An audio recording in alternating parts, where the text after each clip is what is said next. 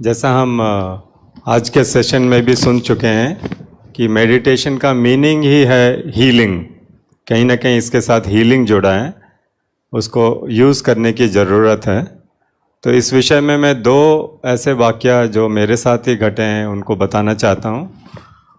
1 साल पहले की बात है, 1 सितंबर को मैं कोई 15-20 फुट ऊंचाई से लैडर से गिर गया था अपने घर में। उसके दौरान जो भी पेन हुआ था उसको मैंने अपने जीवन के जो अनुभव है उससे कंट्रोल किया खुद, और बाबा की याद में इनफैक्ट गिरते गिरते मेरे मुंह से बाबा ही निकला था, आपको सच बताऊं। एंड उस मदद से मुझे 1 फ्लोर नीचे आया, खुद सभी लोग आए, मैंने किसी को छूने नहीं दिया। काफ़ी पेन हो रहा था, बैक पेन हो रहा था, तो मैं लेट गया वहीं पे। जो कुछ स्टेप्स आए नीचे, उसके बाद अपने आप को जस्ट पेन किलर्स के भरोसे प्लस मेडिटेटिव स्टेट में बाबा को याद किया कंटिन्यूसली। तो करीब 10 दिन तक मैं डॉक्टर से भी मिलने नहीं गया, क्योंकि मुझे मालूम है बैक में ऐसा कुछ कंप्रेशन जैसा हुआ है। और हम अपने फील्ड में भी सिंस फ्लाइंग में रह चुके हैं, एविएशन मेडिसिन हमारा सब्जेक्ट रहता है, तो बिना घबराए मुझे मालूम था कोई कुछ नहीं कर सकता। और सबसे बड़ा सर्जन कौन है? सुप्रीम सर्जन है। तो उनकी याद में 10 दिन के बाद मैं पहली बार डॉक्टर से मिला, एक्सरे लिया, तो पता चला कि कंप्रेशन फ्रैक्चर हो गया है और वर्टिब्रा L1 फ्रैक्चर हो गया है। मेरे साथ जो भी थे वो बिलीव नहीं कर पाए कि ऐसे स्टेट में कोई अपने आप को बिना डॉक्टर से मिले रख सकता है। ऐसे नहीं कि सुविधा नहीं थी। उसके बाद मैं आपको बताऊं एक्सपीरियंस, 1.5 महीने के अंदर, 1.5 से 2 महीने के अंदर मैंने साइकिलिंग शुरू किया, और करीब 3 महीने के अंदर अंदर 750 किलोमीटर ड्राइविंग करके मुंबई गया। वहाँ पर भी मैं काफ़ी डॉक्टर से मिल चुका हूँ, और उन्होंने ये माना, काफ़ी सीनियर सर्जन से मिला हूँ, उन्होंने माना कि ये संभव नहीं है बिना मेडिटेशन को ऐड किए हुए। और इसमें कोई दवाई होता नहीं है, सिर्फ पेन किलर पहले 5 दिन के लिए था, उसके बाद होम्योपैथिक दवाई जस्ट किसी का मन रखने के लिए गया और लिया था, क्योंकि उससे तो कुछ होता नहीं है। गोली आपको भी मालूम है मीठा होता है, और विश्वास हो तो ठीक हो जाते हैं आप। तो उसके बाद साइकिलिंग में कंटिन्यू रखा। पहले भी साइकिलिंग करता था, और 20 जनवरी को जब प्राइम मिनिस्टर ने उद्घाटन किया था दिल्ली से आज़ादी का अमृत महोत्सव से स्वर्णिम भारत की ओर, उसमें मैंने 33 साइकिलिस्ट का प्रतिनिधित्व किया और 55 किलोमीटर साइकिलिंग किया उसके बाद। और आज जस्ट 1 साल हुआ है, मैं फर्स्ट टाइम ऑफकोर्स न्यूरोसर्जन से भी मिल चुका है, लेकिन वो 1 महीने के बाद। और अभी रेगुलर साइकिलिंग में कम से कम 10 किलोमीटर हर दिन करता हूँ। 5 से 7 किलोमीटर का लोड बाजार से भी कुछ लाना हो तो गाड़ियाँ रहने के बावजूद उसी में जाता हूँ, उसी में आता हूँ। तो ये सिर्फ हीलिंग, जो भी हीलिंग हुआ है, ये मेडिटेशन कंबाइन विथ मेडिसिन तो कुछ था ही नहीं अदर देन पेन किलर और कुछ स्प्रे। और दूसरा, मैं इस विषय में दूसरा महत्वपूर्ण घटना मेरे साथ, क्योंकि वो 20 साल का एक्सपीरियंस है।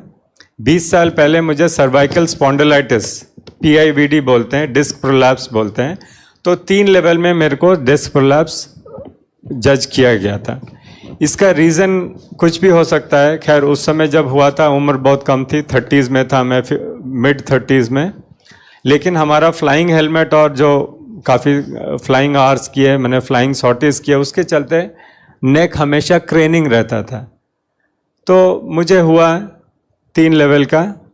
उसके बाद मैं जल्द से जल्द रिकवर हुआ, और उसके बाद जब मुझे 2012 में ज्ञान मिला मेडिटेशन का, 3 साल कंप्लीट करने के बाद मैं अपने आप को पैरा जंपिंग करने की बहुत कोशिश किया 28 साल से उस समय तक, लेकिन कर नहीं पाया, क्योंकि फाइटर पायलट को अलाउ होता नहीं है या एनकरेज नहीं करते कि आप जाके जंप करो, क्योंकि उससे अगर कुछ भी छोटी सी प्रॉब्लम भी होती है तो आप फ्लाइंग नहीं कर पाएंगे फिर, या बहुत 6 महीना 1 साल आप फ्लाइंग से आउट रहेंगे।